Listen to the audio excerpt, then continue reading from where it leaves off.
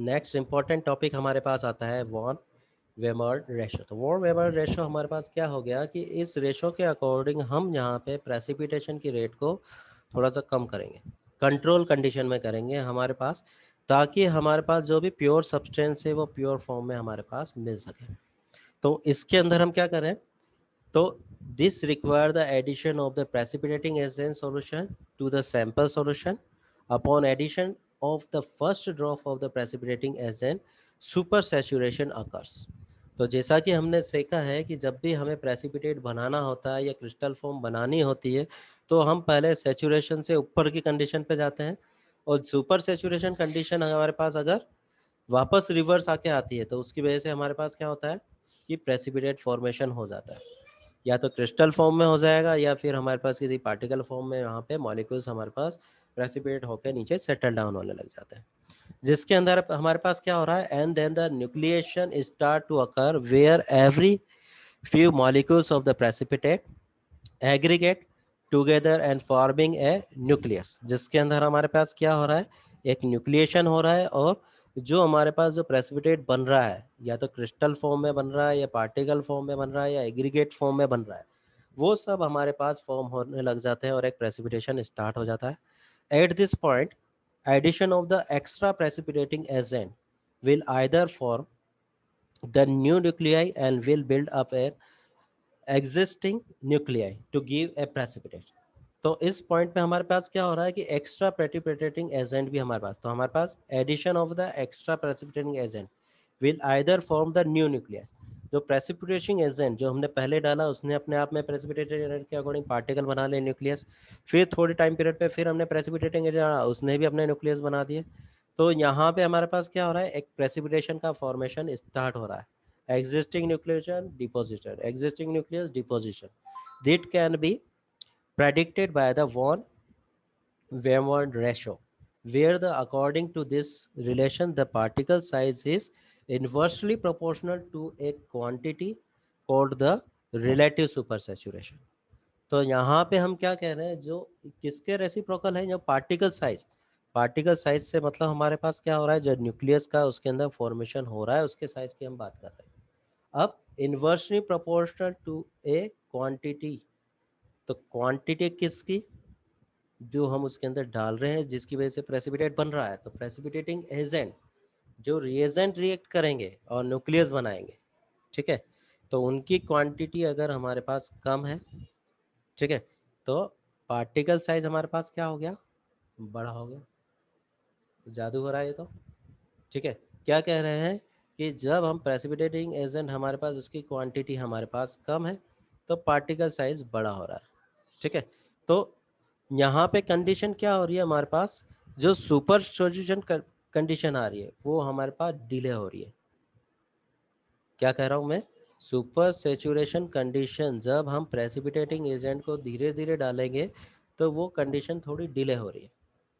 Delay होने का मतलब जो भी हमारे पास प्रेसिपिटेट बन रहे हैं उसके न्यूक्लियस हमारे पास डिस्ट्रीब्यूट हो रहे हैं, ठीक है, सोलुबल फेज में ज़्यादा है तो वो डिस्ट्रीब्यूट होंगे, ठीक है। तो मैं क्या कह रहा हूँ, प्रेसिपिटेटिंग एजेंट जब हम किसी रिएजेंट के साथ रिएक्ट कराने के लिए डाल रहे हैं तो हमने थोड़ा सा अमाउंट डाला, थोड़ा सा अमाउंट डालेंगे तो वो सॉल्वेंट के अंदर डिजोल्व होगा तो पूरे सॉल्यूशन के अंदर वो फैलेगा।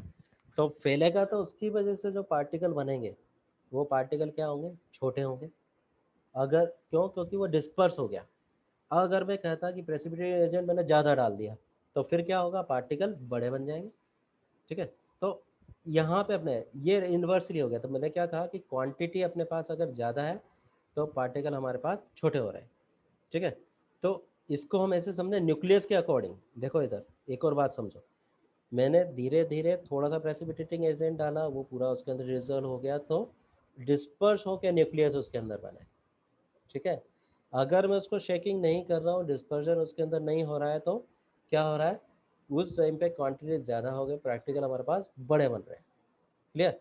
तो सिंपल कंसेप्ट समझो कि जब प्रेसिपिटेटिंग एजेंट कम डाल रहे हैं तो उसका डिस्पर्शन पूरे सॉल्यूशन में हो रहा है, न्यूक्लियस जो हमारे पास बन रहे हैं वो फैल के दूर दूर छोटे छोटे न्यूक्लियस हमारे पास बनते जा रहे हैं। जब हम प्रेसिपिटेटिंग एजेंट को बिना शेकिंग के डाल रहे हैं तो वो एक जगह क्वांटिटी उसकी ज़्यादा आ रही है और उसकी वजह से प्रेसिपिटेशन किसी एक स्पेसिफिक जगह पे हमारे पास ज़्यादा हो रहा है। ठीक है, तो इसको हम ऐसे समझ सकते हैं रिलेटिव सुपर सैचुरेशन। तो सुपर सैचुरेशन में हम क्या कह रहे हैं, एक फॉर्मूला अप्लाई करते हैं Q minus S by S. तो यहाँ पे हम क्या कह रहे हैं, the Q is the concentration of reactants. तो यहाँ पे हमारे पास रिएक्टेंट बिफोर द प्रेसिपिटेशन। तो प्रेसिपिटेशन से पहले क्या है, अगर तुम बेकर में अगर किसी में बना रहे हो तो उसके अंदर तुम्हारे पास क्या है, रिएजेंट है और प्रेसिपिटेटिंग एजेंट है।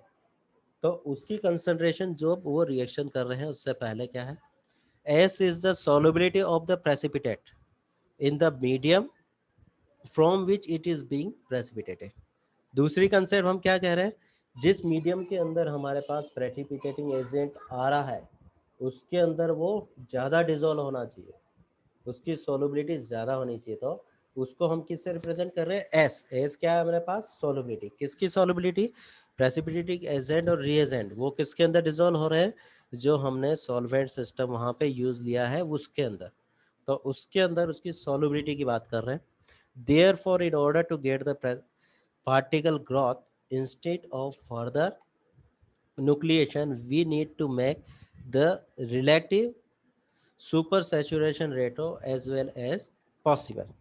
तो यहाँ पे हम इसको ऐसे समझें कि हमें रिलेटिव सुपर सैचुरेशन कंडीशन क्या चाहिए, कम चाहिए।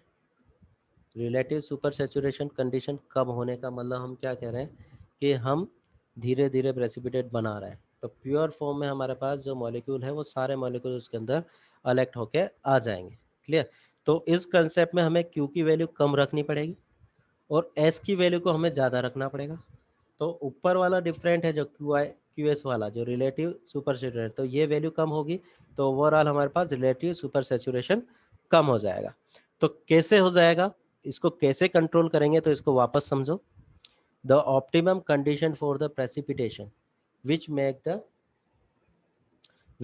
The super saturation lower S और लोअर आर्स। तो कैसे हो रहा है अपने पास, precipitation usually dilute solution to decrease the Q. तो क्यू वैल्यू जो हम कह रहे थे, जो हम कह रहे हैं किसकी कंसंट्रेशन, जो हमारे पास रिएजेंट है उसकी कंसंट्रेशन, जब प्रेसिपिटेट नहीं बन रहा है तो उसको कम करने के लिए हमने क्या कर दिया, क्यू को कम करने के लिए डाइल्यूट सॉल्यूशन यूज कर लिया। सेकेंड कंडीशन है slow addition of precipitating agent to keep the Q as low as possible. दूसरा कंडीशन, प्रेसिपिटेटिंग एजेंट जो उसके अंदर डाल रहे हैं उसका भी इफेक्ट क्यू के ऊपर ही पड़ रहा है, तो उसको भी हमने क्या कर दिया, क्यू वैल्यू को कम करने के लिए धीरे धीरे उसको उसके अंदर एडिशन कर रहे हैं स्लोली। थर्ड कंसेप्ट क्या कर रहे हैं, stirring the solution during the addition of the precipitating agent to avoid the concentration side and keep low.